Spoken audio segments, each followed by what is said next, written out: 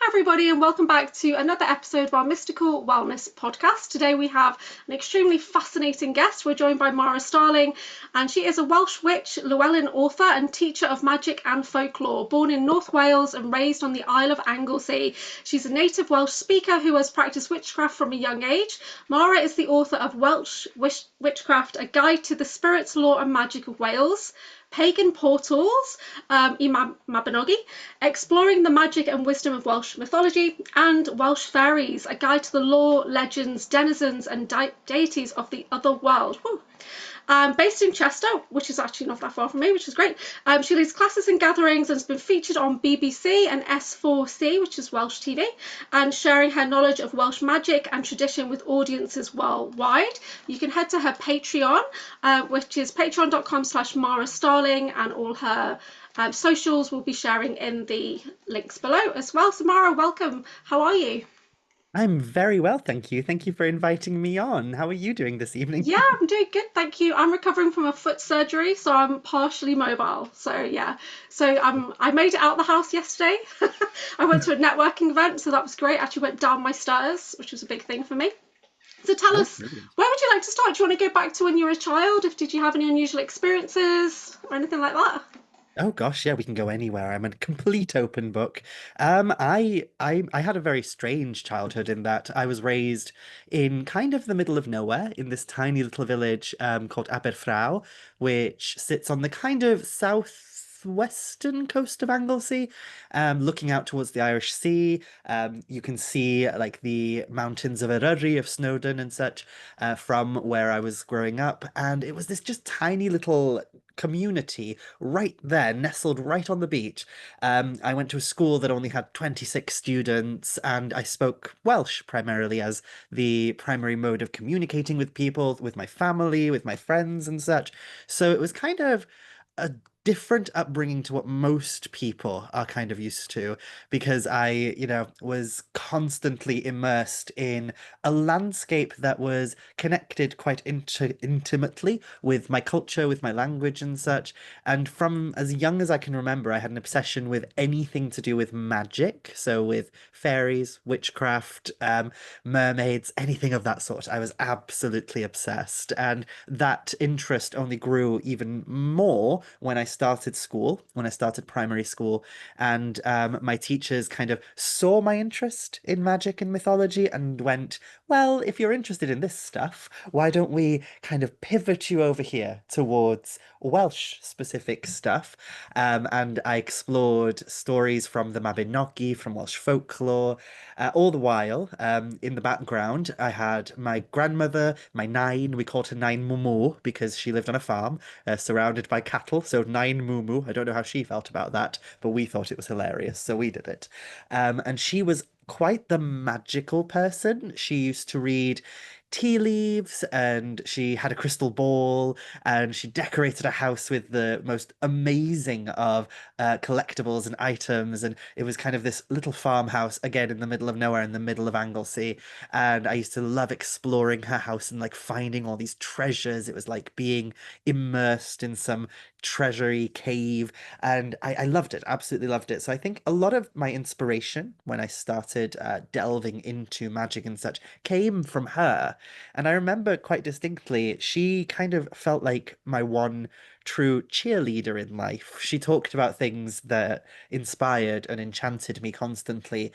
She had a little herb garden, and she was always telling me, the herbs aren't just plants or things, they're alive, they're people just like we are, just different people, and they communicate with each other in a different way to how we do. And as such, we need to treat them with respect. And so that built a kind of reverence for the natural world, for trees, for plants, for flowers into me.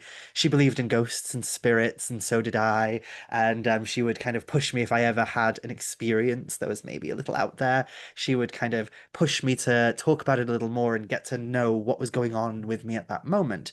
And then, unfortunately, when I was around, oh, probably around 8 or 9, she died. She passed away. And as I said, she was kind of my main cheerleader in life. She was the one person who never made me feel like I was broken or like I wasn't allowed to exist, which was something that I constantly battled with was this feeling of I'm not allowed to exist in this space. I'm not allowed to be myself. I have to change and alter myself and limit myself as much as possible and try and hide aspects of who I am.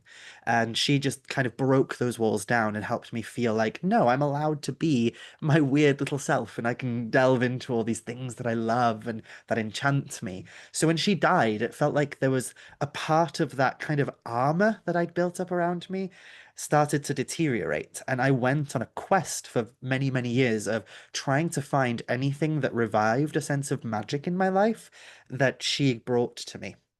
And I found it in like little places, like in reading stories, in practicing any form of art. So in, reading poetry, writing poetry, drawing, in creating anything really.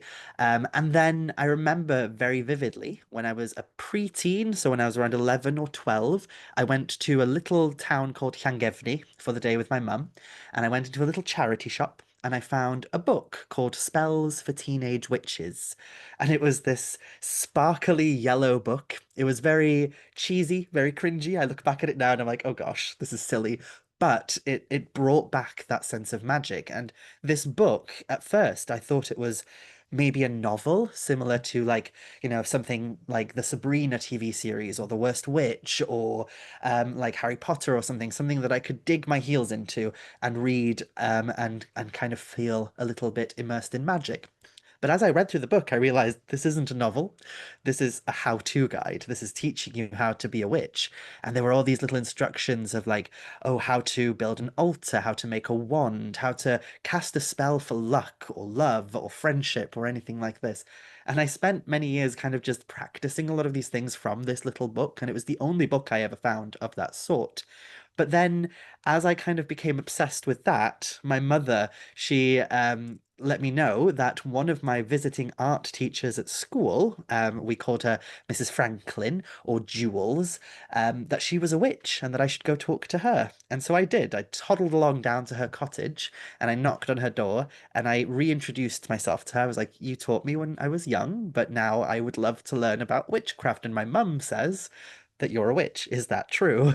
And she kind of looked me up and down and had a bit of a skepticism to her, like she wasn't sure quite what I was angling for, but she eventually did take me under her wing, and she was this imposing, larger than life, blunt, beautiful woman, and I loved her so much, and she kind of mentored me and pulled me along this path, and we went to spiritual development groups together, we went to psychic evenings, we started attending pagan moots and gatherings, and most of all we used to gather together on sacred and special times throughout the year, and she taught me how to move within the rhythms of the seasons. She taught me how to kind of feel and sense energy in a different way. She taught me about magic. We had great discussions and arguments, and I loved it so much. We'd go to ancient sites and just sit under the stars and talk for hours, putting the worlds to rights. And then through her, I eventually found the Anglesey Druid Order, Christopher Hughes, and through that I found a community and a sense of belonging. I'm also a student in the order. Oh, I have put it on the back burner a little bit, but yeah, I enrolled last October, oh, so brilliant. I need to catch up. Bit Oh, naughty. brilliant. But yeah, Yeah. the thing I loved about the Anglesey Druid Order in particular was that, you know, there's a tendency in spirituality to kind of search for a sense of belonging. And in searching for that sense of belonging, we look outwards to the broader, greater world. So we tend to look to other cultures and other landscapes and other practices that are kind of, something that we've never been raised or brought up within. So there's a tendency in spiritual circles to turn to the cultures of, say, Native Americans or to Eastern cultures and philosophies to try and feed this need we have to feel like we can understand the world a little better, the mysteries of the world and such. And, I did that too. I went and I studied the myths of like Egypt and Greece, and I wanted to learn about the magic of the world. But all the while, throughout that entire process, throughout my teens, I was constantly wondering, well, what about here? What about the gods, the spirits, the magic of this landscape? It's all well and good to talk about, the way in which people practice forms of spirituality and such thousands and thousands of miles away across the sea, but this is a different landscape and a different culture. And surely we have something here too. And the Anglesey Druid Order kind of offered a way in to kind of learn about the cultures and traditions of our landscape, the gods, the spirits, the lore of our landscape. And through them I kind of grew this love for Welsh culture, for Welsh magic, and I kind of deviated away from them for a few years and I went to do my own witchcraft thing, and then eventually kind of orbited back towards them. And now I'm a fully paid up member of that. And I absolutely adore being able to explore magic and spirituality and our identity and our culture via that lens. But also, I'm glad I kind of went off and did my own thing as well, because it helped me situate myself in this world. So, yeah, my entire practice nowadays is kind of built around that. It's about finding enchantment, finding a sense of empowerment in a world that seems almost as if it's determined to constantly put you down, and finding a sense of belonging and community and moving in tune with the rhythms of nature, with the rhythms of life and such. And, all of that kind of culminated in this explosion that I am now. And that's not a background, that's actually your room, right? With all the books. Yes, Yeah. this is So a lot of my people have books. like backgrounds that look like that, don't they? That's really I've your got my library. own books over here. So which was the first book that you wrote? Was it the Mabinogi? No, so the first one I wrote was Welsh Witchcraft, which came out in 2022. And that was I I kind of wrote that one probably about six times, and then eventually had Christopher Hughes kind of kick me up the backside with a steel-capped boot and say, "Come on, it's time to actually write it properly and put it out there into the world." And then now it's finally out there. So yeah, that one was the first one I did. Yeah, what was the process like for you actually going through that? How long did it take? Well, it's kind of strange because as I said, I kind of rewrote it over and over and over again. But the actual version that's out now only took me about maybe 4 or 5 months to write, but Okay. it's kind of a lifetime of constantly rewriting it, constantly rejigging and rethinking it. Yeah. And I never really knew what kind of direction to go with the book because Mm. there is the kind of the issue with writing books, with being a teacher, with being any kind of person who puts out information. There is this issue that arises in that you will never be able to reach everyone. You will never be Yeah. everybody's cup of tea. But I have this kind of need and desire, as we all do, to be loved, to be like, to be able to touch as many people as possible and reach out to them and have them enjoy it. And when you put Yeah. something like that out into the world, that's so much of yourself, of your heart, of your spirit, of your soul. There is this want, you want people to enjoy it. So I kind of struggled for a long time with how exactly to approach writing that book because, when it comes to writing a book about something as vague as witchcraft and magic and spirituality and such, do you go the more personal route and talk about your own experiences, your own practice, or Mm. do you go the kind of detached route and just express kind of ideas and pieces of research and lore? And then eventually I came to the conclusion of just mixing it both together. But that means, some people think there's too much of me in there and that they don't want to hear about my story. But I kind of think it's impossible to write a book of that nature and not talk about your own Yeah. story. And then there's other people who think there's too much kind of research and mythology and history in there, that they want more of the personal journey and the witchcraft. So it's kind of trying to find that balance. So I Yeah. know I wrestled with that for a long, long time, trying to figure out which direction to go with it. Yeah. But eventually, this was born into the world, and I have kind of a rocky relationship with my first book. It is my first book, so there are Mm. days where I look at it and I go, "Oh gods, why did I write it like this? Why did I do that? I wish I could redo it." But then there are other days where I look at it and I think, "Wow, that's like a snapshot of me in that moment." And I wrote it in the midst of lockdown when we were all trapped inside and we couldn't connect with anything. So it kind of gave me an anchor during that turbulent time as well. So I'm Yeah. very thankful to it for that as well. I do, Yeah. I very openly admit that I think my other two books are better, but I still love it because it's my first baby. Yeah.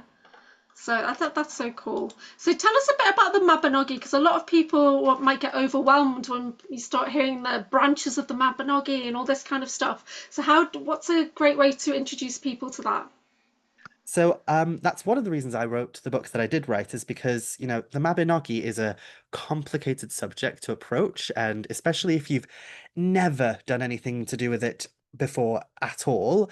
I was very privileged in that I grew up in a school that loved to really express their love for Welsh culture and such. So we never really read fairy tales and such from elsewhere. We always read stories from the Mabinogi.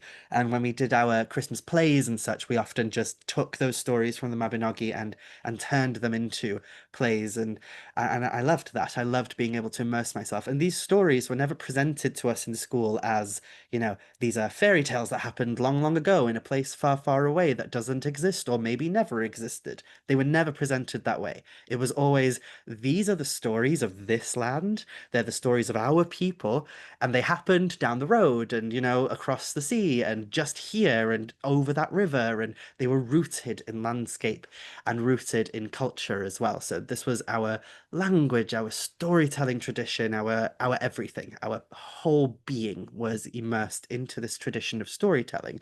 So I was very fortunate to have that because not everyone does, even in Wales. Like when you go to certain areas of Wales, there are some people I've met who didn't touch on the Mabinogi at all in school. And I didn't realize how much of a privileged position that was to be in. So when I approached kind of starting to talk about witchcraft and magic and mythology, I talked a lot at the beginning about how these stories influenced and inspired the way in which I tend to move in the world.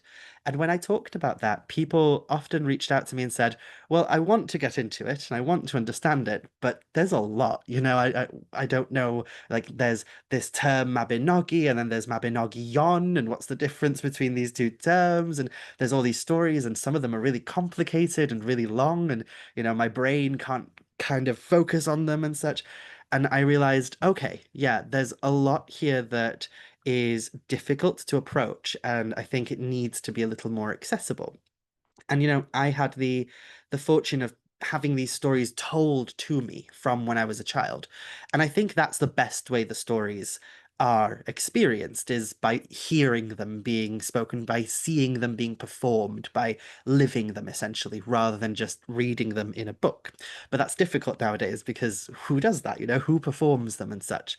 And that's exactly where these stories come from originally. So the stories are some of our oldest pieces of literature and such, but the stories as they're written down were copies of copies of copies. So the versions we have now are from the medieval period.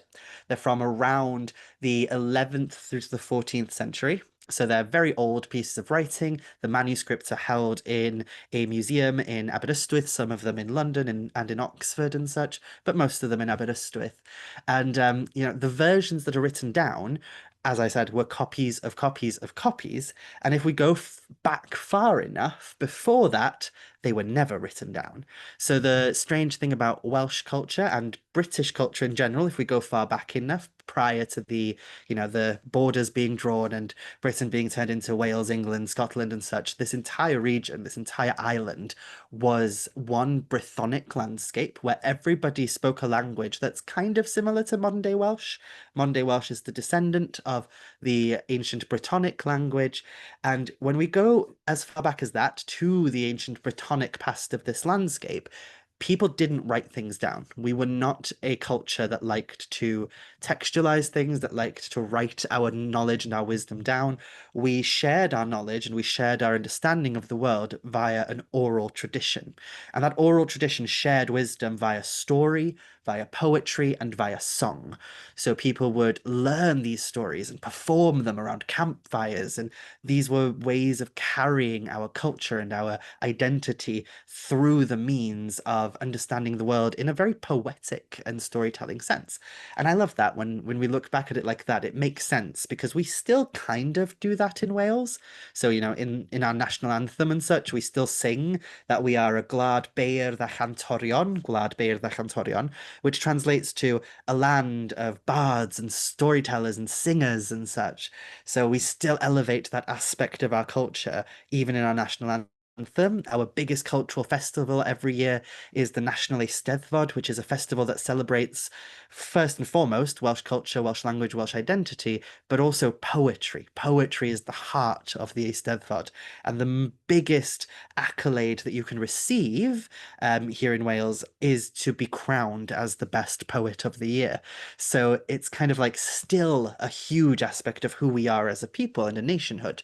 But then around the medieval period, obviously, things were changing. Things were rapidly changing as Britain was invaded over and over again by various different entities and bodies after the Romans left us. We were kind of just left open, and we had, Anglo-Saxon invaders and Norman invaders, and it was just invasion after invasion after invasion. And that, of course, culminated in the rise of the language we're speaking in now, so the English language and such. And languages like Welsh were kind of pushed to the side. And around the medieval period, as that culture was starting to crack, as that language was starting to be challenged, a lot of nobility in that area started going, maybe we should do something to preserve these stories because they need to be preserved for generations in the future. And so they hired monks and manuscript creators to put the stories to paper. And once that was done, they became kind of canonized. And they lose a little bit of their magic, I think, once they've been put to paper, because then they're stuck. Then they become something that's unchangeable and unmovable. They are as they are, and they will never change. Whereas the nature of storytelling when you're doing it orally is that things can change, things can alter depending on the day, depending on the way you're feeling and such. The way in which you express a story or express a song or a piece of poetry will change. So these stories kind of they carry a little bit of that element of this ancient past where we shared our wisdom via song, story, and poetry, and yet they also have that literary tradition embedded into them now.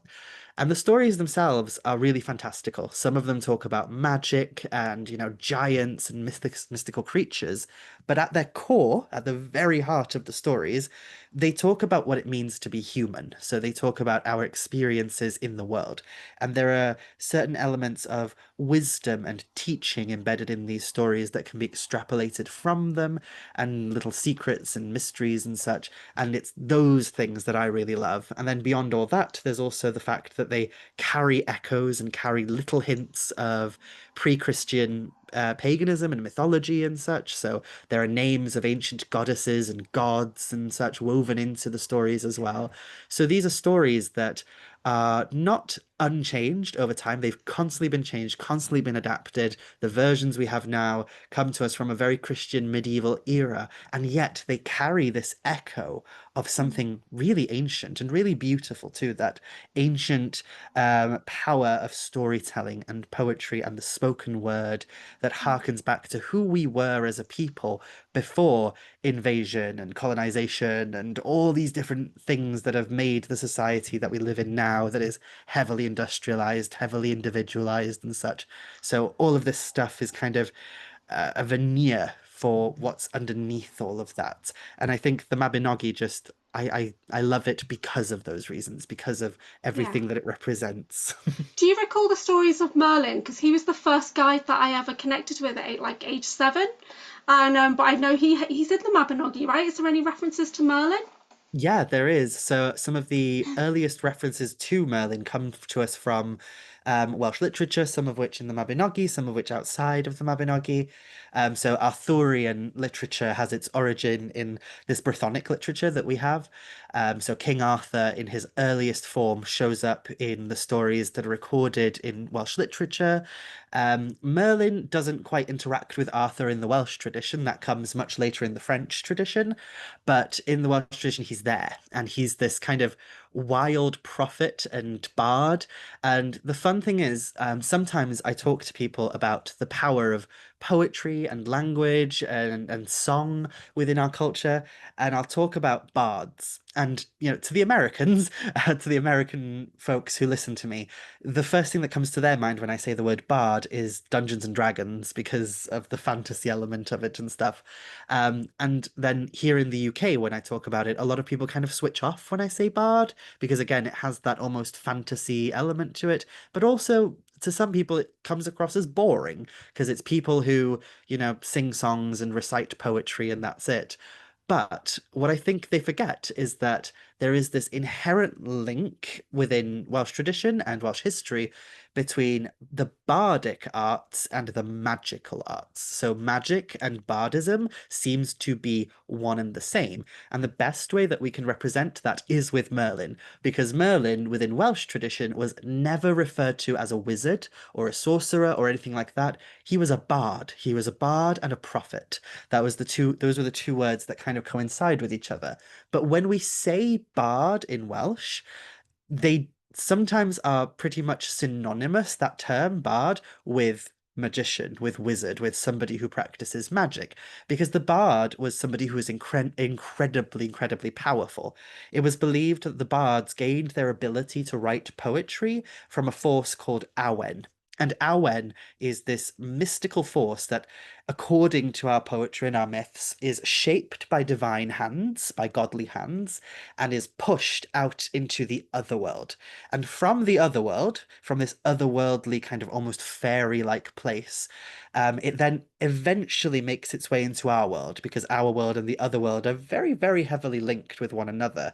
And so through little cracks, through little connections between our world and the other world, Awen flows into our world like a breeze or like a river that flows. And as that kind of breeze-like quality, we breathe Awen in, it takes hold within us, and then via this symbiotic relationship between this otherworldly magical force and our humanity, it then moves within us until eventually we can't hold it in anymore and it births itself out into the world. And it births itself in the form of either poetry, art, prophecy, or magic. So it's this skill that the bards have, and it was that skill that elevated them to high reach. So when we think of poets today, we tend to think of people who kind of sit in their bedroom alone or go on long walks along the beach to write, very emotional poetry and such, and they're very much loners and artists and, outcasts and such. But in the traditional historical sense, the bards were powerful people, both in a literal sense, because it was believed their words could sway civilization and society, but also in a political sense, because they were believed to have such power over the way the world worked. Royalty were obsessed with them. So royalty would pay them to be their court poets, their court bards. And that's kind of where we get the idea of, the king and his wizard, like King Arthur and Merlin. So you've got the king and his bard, the prophet, the person who can sing prophecy, who can use words to elevate the power of the king and such. So the bards were very important for our culture and for the political structure of our landscape as well. And they could change the way that society moved and operated just by saying the right words in the right way at the right time, which I always present at talks and such. I say to people, what does that sound like? Saying the right words at the right place at the right time to cause something to happen, that sounds like a spell. That sounds like Yeah. magic. And that's exactly what it was. It was a form of magic that they expressed into the world. So Merlin has his origins as this kind of bardic poet who then became a wizard, because those things are one and the same within Welsh tradition. In the earliest kind of traditions of literature, he's sometimes referred to as Emrys. So one of the main stories about him features around the area of Dinas Emrys. Dinas Emrys just translates to the city of Merlin, and it's located Wow. in the north of Wales. And then there's another version of him called Myrddin. And there's a really funny story to do with the name Myrddin, because Myrddin sounds a little bit like Merlin. And the name Merlin comes to us from a 11th century writer who basically took these stories of Emrys and Myrddin, fused them together, and created one person called Merlin. But he came up with the name Merlin because he was writing in Latin, and then, it was taken up by Norman courts, by French courts, essentially. And he originally probably wanted to use the word Myrddin, or if you kind of Latinize it, Merdin. But there's an issue with that, and that's that if you take the word Merdin and you say it to somebody who speaks French as their predominant language, or an earlier version of French, Yeah. it kind of translates to something rather nasty. I see where Merdin. you're going with that. Yeah. Yeah. That's So very funny. rather than calling him Shitty the Wizard, they decided Maybe we should call him Merlin instead. Yeah, that's really So hilarious. yeah. That's so funny. When I think of Bard, I actually go back in the past to Xena the Warrior Princess TV show when she was like followed around by a bard to record her chronicles. That's what I think of when I think of Bard. Yeah. Yeah, absolutely. And that is their identity essentially Mm, within this kind of context is they were the keepers of lore. So they kept our stories, they kept our songs, they kept our culture, they sang about our laws. So they basically like kept everything alive and well in a time when things weren't written down. mm, that's amazing. So, if people were going to get your Mabinogi book, what can they expect to kind of get from the book? What's it going to So teach them? Yeah. I focus in that book on the four branches of the Mabinogi, which are the proper Mabinogi, so to speak. Mm, There's the four branches of the Mabinogi, and then there's further stories that are associated with that same storytelling tradition. mm, So this book, which is Pagan Portals of Mabinogi, is a slim volume, so it's very easy to get through. And the way that I kind of recommend that people read it is that they read it alongside a copy of the Mabinogi. So I don't translate the stories in here. I sometimes summarize elements of the stories, but for the most part, I don't translate the stories because there's plenty of translations available already. The one that I always recommend to people is the Sioned Davis version, which is published by Oxford University Press, and you can purchase like beautiful hardcover copies of it or just mm, simple paperback ones as well. And if you were to buy one like that, like the Sioned Davis version, or even the Charlotte Guest version, the Will Parker version, any version that you can get your hands on, if mm, you read each individual branch and then read the chapters of my book that deals with that, then what this book will offer you is a deeper insight into what's going on. So there are yeah. certain things that happen in these stories that won't be immediately apparent to a reader, especially if you don't speak Welsh, if you don't Right. speak the language, or even if you only speak a little bit of it. Because there are some things that even I like didn't pick up on until years later. One of those things being, for example, the names of characters and how they're not just names. So in the very first branch, the very first story we deal with, we come across a character who's called Pwy. And Pwyll sounds like a very strange name to people who aren't Welsh. There are actual Welsh people called Pwyll, but it also is kind of a strange name for Welsh people too, because Pwyll isn't really a name, it's a virtue, it's a quality that people have. So I remember when I was a kid, whenever I did something that was kind of scary or dangerous, Mm, my parents would always say to me, Cymera Pwyll, take Pwyll, essentially. And Pwyll in this context means like caution, wisdom, or common sense. So it mm, was usually shouted at me when I was, walking too close to the edge of a cliff, or when I was being weird on a set of stairs or something, and my parents were scared I was going to fall down. They'd shout at me, "Cymera pwy," take caution, be careful, yeah. kind of thing.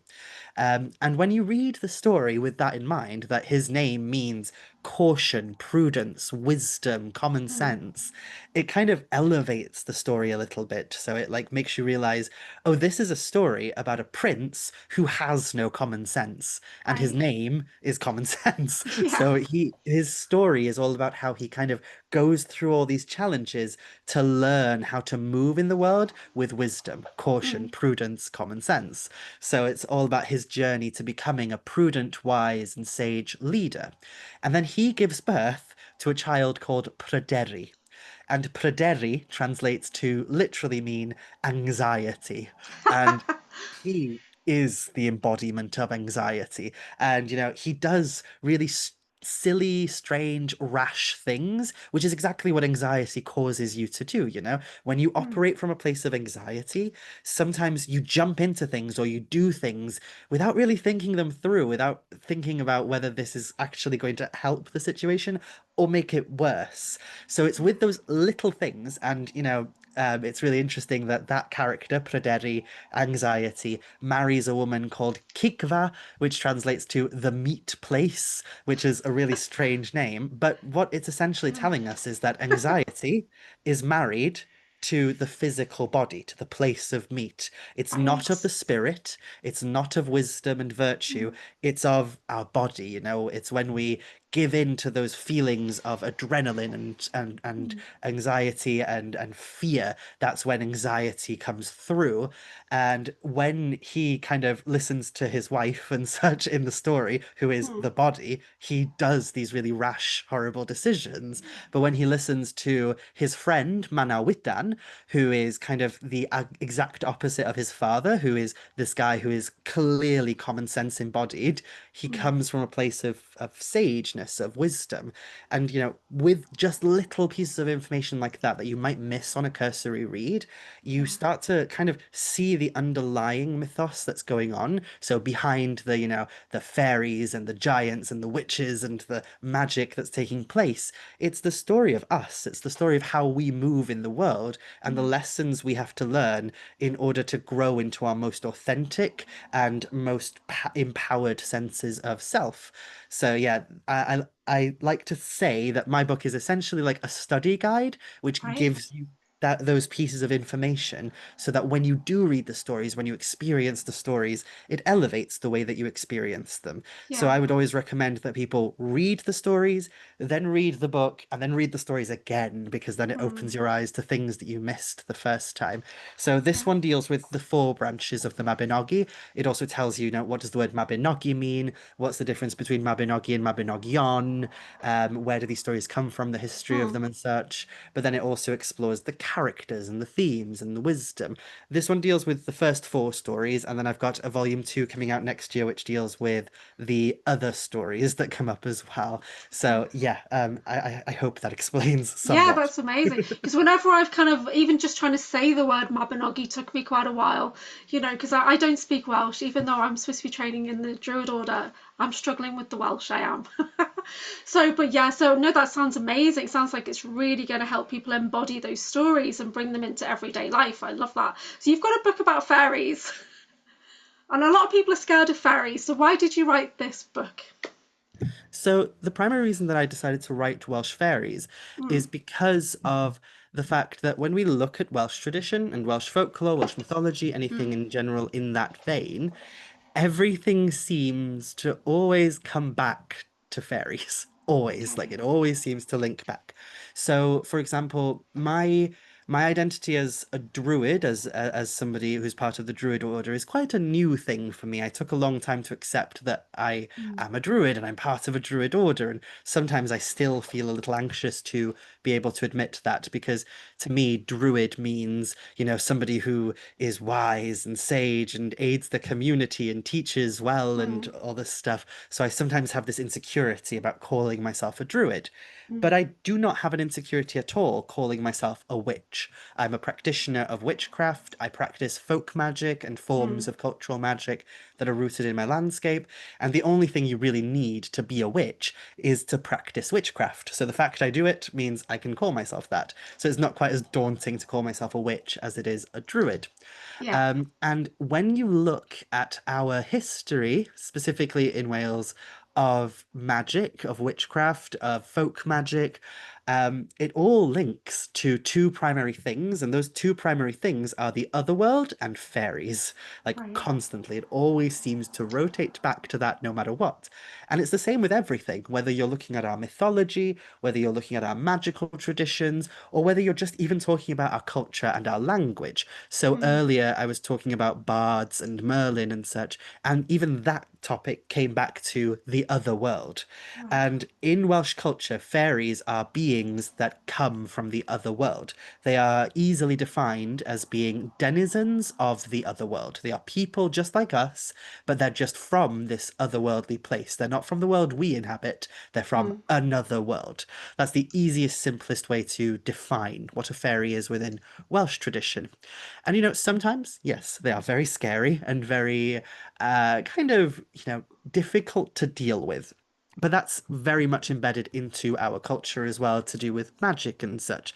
So fairies were strange, chaotic forces who came from an otherworldly place. And for the most part, most people wanted nothing to do with them. So they were not like, beings of light that bless us. They were not sparkly little girls in tutu dresses and gossamer Mm. wings. They were sometimes scary. They were sometimes almost equivalent to what we might think of in the modern world as demons. And the way that their stories come across, the way the stories pan out, they almost match identically with stories that we have in the modern world of things like alien abductions and things Right. like that.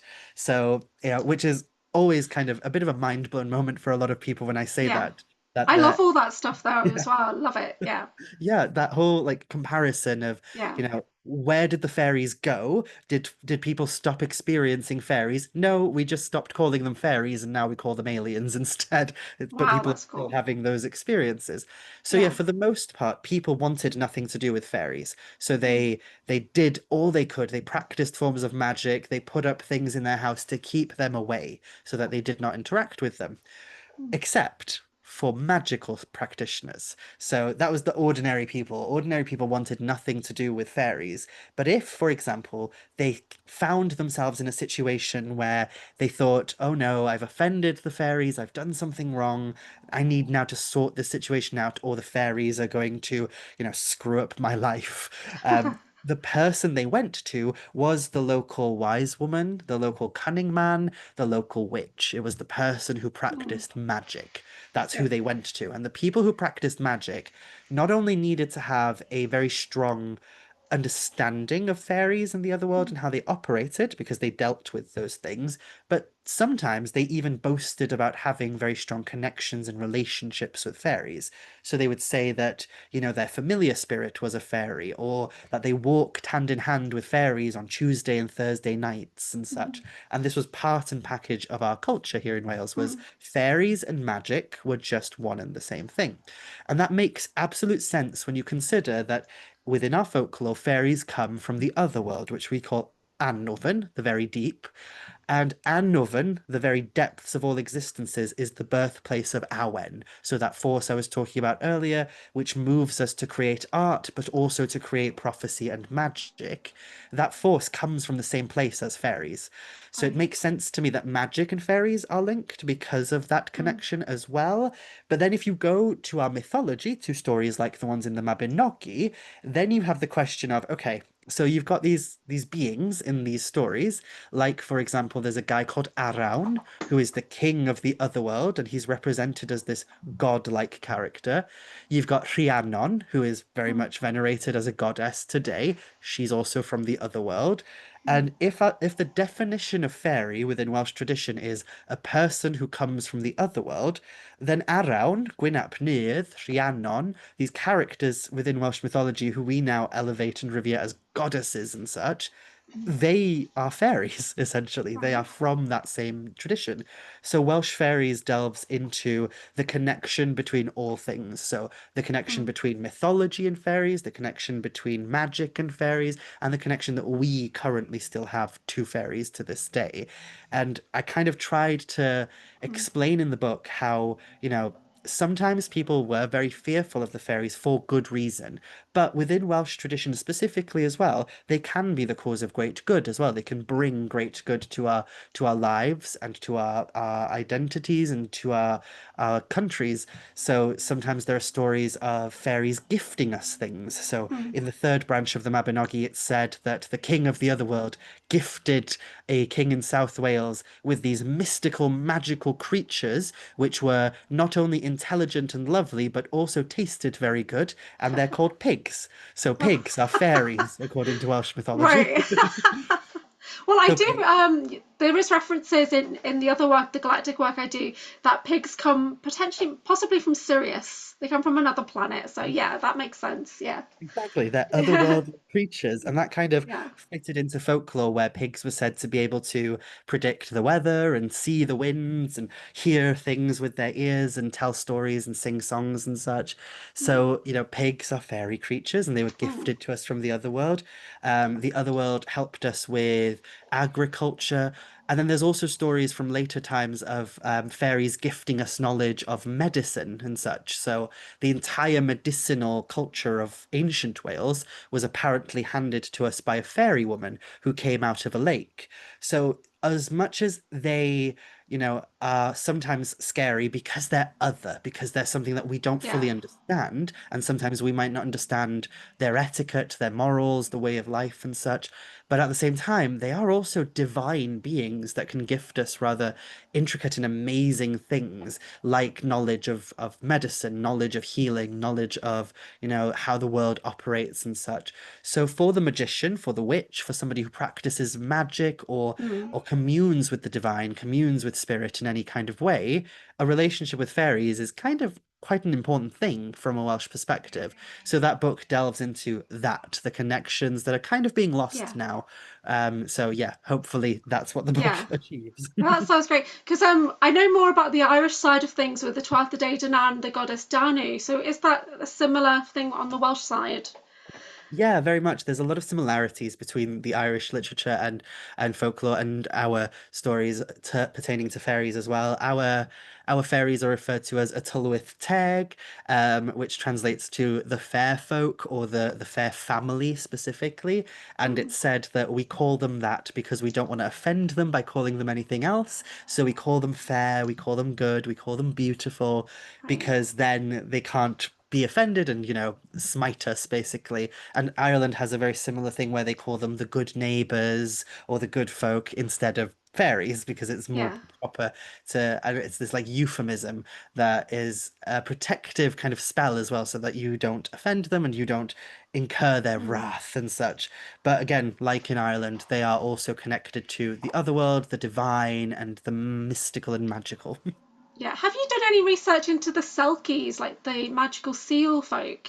Because that's kind of popping into my mind with Anglesey being surrounded there. Is there any stories about that? Well, not really. It's a really peculiar thing because we have stories of mermaids, we have stories of women who come out of lakes and such, and they're Mm. very similar to the Selkie stories, but somehow we don't have stories of seals. We do have a story of a child of a particular goddess who the moment he was born, he slithered into the sea and Yeah. became one with the sea, and some people interpret that as that he transformed into a seal when you Yeah. jump into the sea. But other than that, there's not that much about Oh, Selkies, that's but I do interesting. really love the Selkie folklore too. Yeah, it just popped into my mind there. So what's coming up for you the rest of the year? Oh gosh, so much.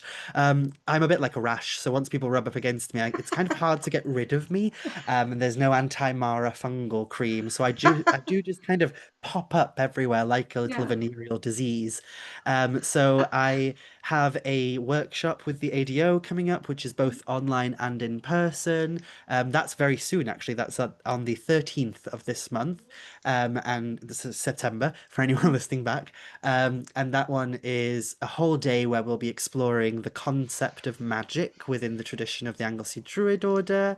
I have my various courses and classes that I run through Patreon. I'm Mm, going to be yeah. attending events like Witchfest International in London.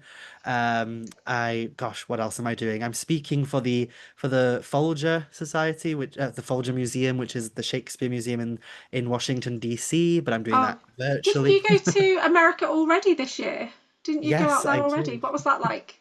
Oh gosh, it was insane. Oh my goodness. I was not prepared for the absolute grandeur and size Right. of everything, specifically the burgers. I should Oh, not wow. order a burger and it be bigger than my head, but that was the case over there. Amazing. But yeah, it was interesting because, America is something that we here in the UK we're constantly bombarded by with our Yeah. television, with, it's Yeah. constantly that culture is coming into. So you kind of feel like when you visit there that it's not going to be that much of a shock because you're used to it. But it was still a Oh, shock. okay. The size of everything and the way of life is different, and but I Mm, loved it, and that was a surprise too. I didn't think I would love it as much as I did, but I did. I specifically spent a lot of time in Minnesota, and the people of Minnesota are mm. absolutely beautiful. I just love it over there. Yeah, I'm going next year. I'm going to Full Disclosure Now conference in July next year in Florida. So I'm looking forward to that. I couldn't go this year because of my surgery. But yeah, I love all things American. And so let people know how they can find you, how they can connect with you, all of your links and things. Of course. So yeah, like I said, I am like a rash, so I will probably pop up at some point, and I mean that literally. So if you're ever scrolling through TikTok Oh and you yes, see an your image of a your bush, videos are absolutely hilarious. You just popping out from behind trees and rolling down places, and it's just where do you get that kind of energy from? And how many takes does that take when you record a video for Instagram and stuff? oh gosh, I have a bit of a theatrical side because I come from a performing arts background, which is not a Right. surprise to people. So I'm trained in dance and such, so I try and use that as much as I love my cake nowadays. So I'm, not the dancer I used to be, but I still like to use the skills I learned in my Yeah. performing and dance days in my videos, and I try and relay information, which in a very kind of compact way that captivates people. So I've found that if you sit there and you go, Wales didn't have as many witch trials as England, and you just tell them people don't care. But if you jump out of a bush and you roll Yes. down a hill and you tell them Wales didn't have as many witch trials as England, Oh yeah. people take notice. It's People, very entertaining. It really is. It's so funny. So, oh so God, funny. thank you. Yeah. So yeah, if anybody wants to try and find that, I do that on Instagram and TikTok. I'm under Mhara Starling on pretty Yeah. much every social media Mm. platform. Yeah. I've already mentioned my Patreon where I do courses and classes and Yeah, such. and you've got a Um, subscription on Patreon and which looks quite reasonable. I can't think where it is now. Just trying to find how much it is. But you've got lots of different options and courses on there, haven't you? Which looks amazing. Yeah, Yeah, so I try brilliant. and cater to everyone. Yeah. Well, this has been so good, and we would love to have you come back on and talk about anything at all. Absolutely anything. We really would. Thank you so much for joining us today. Oh, thank you so much for having me. You're welcome.